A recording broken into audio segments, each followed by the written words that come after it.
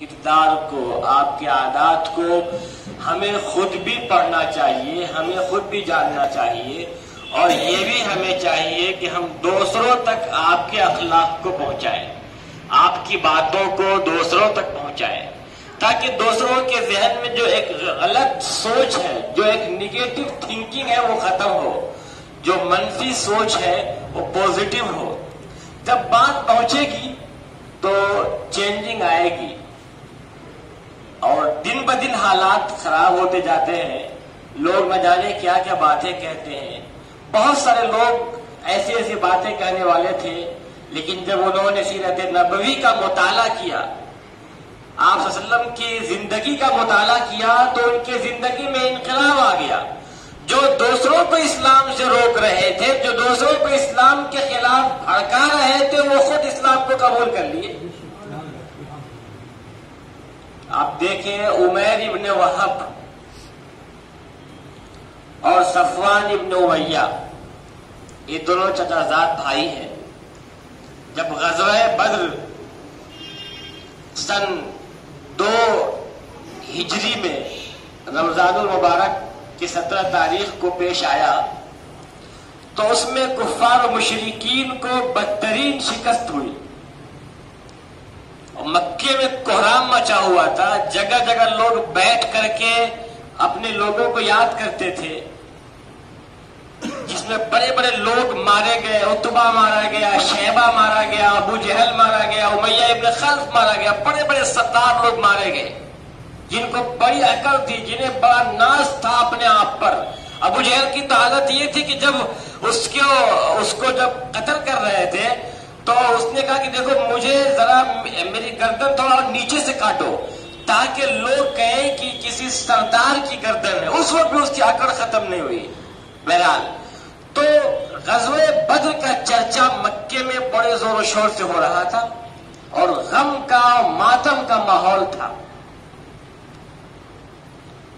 اور اسی درمیان صفوان ابن امیہ، جو امیہ ابن خلف کا بیٹا ہے، امیہ ابن خلف بھی مشرکین کا سردار تھا، تو امیہ ابن خلف بھی مارا گیا۔ جب صفوان کو اطلاع ہوئی کہ میرا باپ مارا گیا، تو اس کو بڑا افسوس ہوا۔ ایک دن صفوان ابن امیہ خانہ کعبہ کے پاس حتیم میں اپنے چچا زاد بھائی عمیر ابن وہب کے ساتھ بیٹھ کے بات کر رہا تھا، اور دونوں بدر کے جو لوگ مارے گئے تھے ان کو یاد کر رہے تھے۔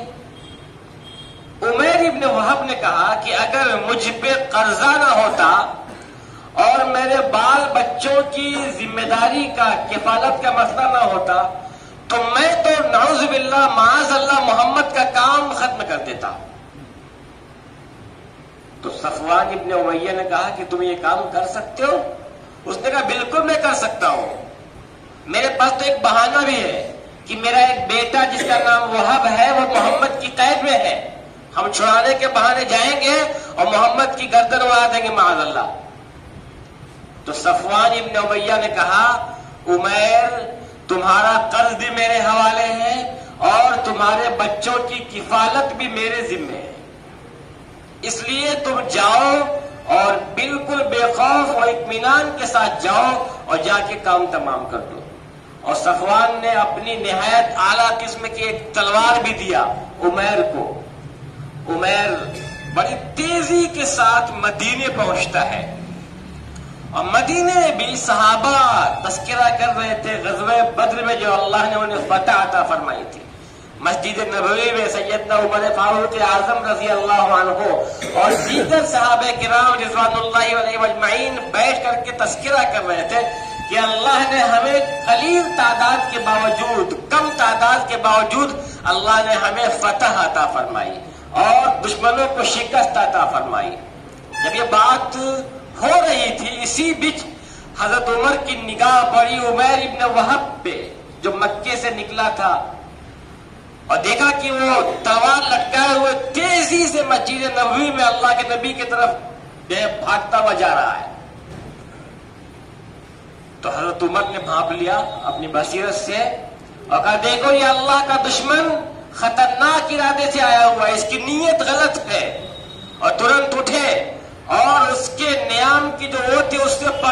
سے گردن موڑی اور پکڑ کے کھینچ کے لے کے اللہ کے نبی کے پاس پہنچے اور کہا کہ اللہ کے نبی یہ دیکھیے غلط ارادے سے آیا ہوا ہے. آپ نے فرمایا عمر چھوڑ دو اس کو، عمر چھوڑ دو اس کو. چھوڑ دیا. پھر آپ نے فرمایا بیٹھ جاؤ. عمیر بیٹھ گیا. پوچھا عمیر کس نیت سے آئے ہو؟ کہا محمد میں اپنے بیٹے کی خیریت کے لیے آیا ہوں، میرا بیٹا آپ کے پاس قید ہے، اس کی خیریت کے لیے آیا ہوں. تو آپ نے پوچھا کہ اے عمیر یہ تلوار پھر کس لیے لے کے آئے ہوئے ہو؟ تو اس نے کہا محمد یہ تلوار ہمارا کیا کام کریں گی؟ غزوہ بدر میں اس نے کچھ کام نہیں کیا تو آج کیا کام کرے گی؟ اور عمیر اتنا خطرناک قسم کا آدمی تھا کہ جس کو شیطان و قریش کہا گیا. عمیر کو قریش کا شیطان کہا گیا اور یہ غزوہ بدر میں مشرکین و کفار کو بھڑکاتا تھا مسلمانوں کے خلاف. زبردست قسم سے لوگوں کو بھڑکا رہا تھا اور اسی نے اندازہ لگا کے بتایا تھا کہ مسلمانوں کی تعداد 300 کے آس پاس ہے. بہت زیرک، بہت چالاک آدمی تھا عمیر اور اس نے بڑا نقصان پہنچایا تھا. تو اللہ کے نبی نے کہا کہ عمیر یہ تلوار، کہا تلوار کسی کام کے لیے نہیں ہے، بدر میں کام نہیں ہے تو آج کیا کام آئے گی؟ تو آپ نے کہا عمیر یہ بتاؤ خانہ کعبہ کے پاس حتیم میں بیٹھ کر کے تم اور صفوان ابن امیہ کیا بات کر رہے تھے؟ کیا تم لوگ میرے قتل کی پلاننگ نہیں کر رہے تھے؟ تم نے یہ نہیں کہا تھا کہ میرے پاس تو ایک بہانہ ہے کہ میرا بیٹا محمد کی قید میں ہے؟ اور کیا تم نے اپنے قرض کی اور اپنے بچوں کی کفالت کو تم نے صفوان ابن امیہ کے حوالے کیا کہ نہیں کیا ہے؟ عمیر نے کہا کہ یہ بات تو میں نے کسی سے نہیں بتائی تھی اور صفوان ابن امیہ ان دونوں کے آپس کی سیکریٹ بات تھی، یہاں تک کہ کسی کو تیسرے کو بھی خبر نہ ہو. اور صفوان مکے میں کہا کرتا تھا کہ بس چند دن کی بات ہے، جو لوگ پریشان تھے جن کے گھر کے لوگ مارے گئے تھے بدر میں، تو صفوان کہتا تھا پریشان مت ہو، تم کو بہت جلد گڈ نیوز ملے گی، آپ لوگ کو خوشخبری ملی کہ بہت جلدی ابھی بس چند دن کی بات ہے ایک بہت بڑی خبر آنے والی ہے. اسے تو امید تھی کہ معاذ اللہ سرکار کو وہ قتل کر دے گا. تو آپ نے فرمایا کہ تم نے تو پوری سیٹنگ کی تھی، تمہاری تو پوری بات ہوئی ہے. تو صفوان عمیر ابن وہب نے کہا کہ اے محمد یہ بات تو میرے اور صفوان کے علاوہ کوئی نہیں جانتا تھا.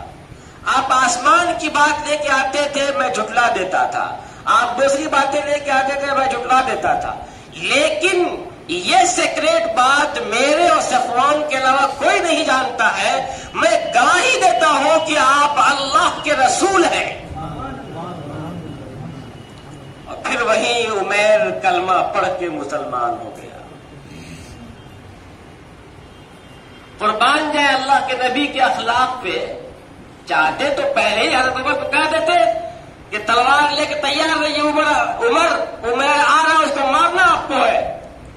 جس نے بدر میں لوگوں کو بھڑکایا، مشرکین کفار کو بھڑکایا مسلمانوں کو شہید کرنے کے لیے، کیا ایسے شخص کو چھوڑنا اور معاف کرنا بنتا ہے؟ آپ کہتے عمر کو عمر کھڑے رہو مارنا ہے، لیکن نہیں، یہ آپ کا اخلاق تھا، یہ تو آپ کا اخلاق تھا اور آپ نے اتنے بڑے دشمن کو معاف فرما دیا.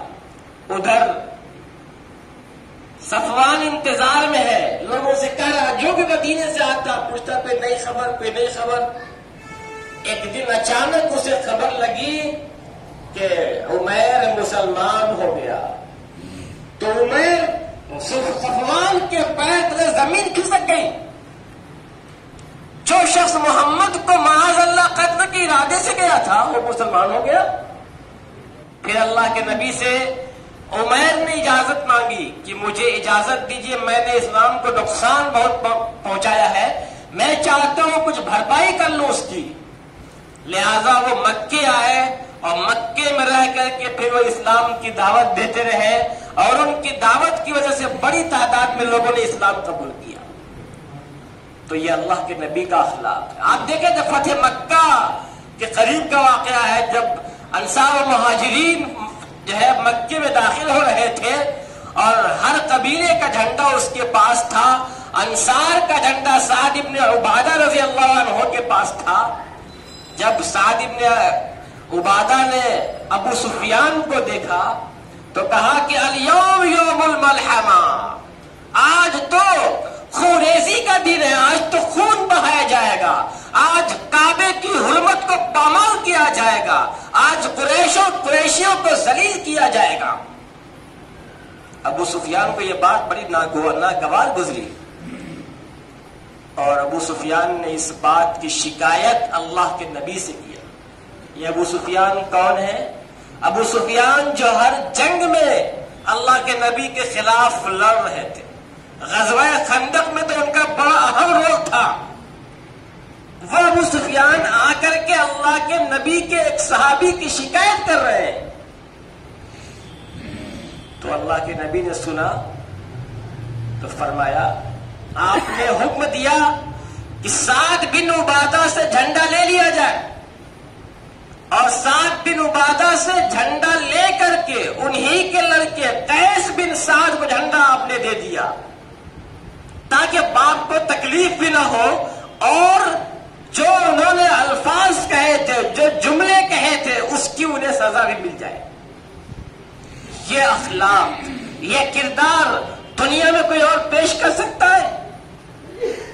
یہ تو وہی مکے کے لوگ ہیں جنہوں نے آپ کو پتھر مارے تھے، جنہوں نے آپ کو ستایا تھا، جنہوں نے اونٹوں کی اوجریاں ڈالی تھی آپ کو، جنہوں نے گالیاں بکی تھی، نہ جانے آپ کے خلاف کتنی سازشیں اور پلاٹنگ کر رہے تھے آپ کے خلاف. یہ تو وہی مکے کے لوگ تھے نا. ان تمام کو معاف فرما دیا. جب مکہ فتح ہو گیا، تمام لوگ پریشان حال تھے کہ نہ جانے کیا ہوگا. تو آپ نے فرمایا تھا، لا تثریب علیکم اليوم اذهبوا وانتم الطلقاء، جاؤ تم پہ آج کوئی گرفت نہیں ہے، تم سب کے سب آزاد ہو. یہی مکہ تھا نا. مکے کے لوگوں نے آپ کو مدینے جانے میں مجبور کیا تھا. سارے مکے کے لوگوں کو آپ نے معاف کر دیا اور کہا جاؤ تم سب آزاد ہو.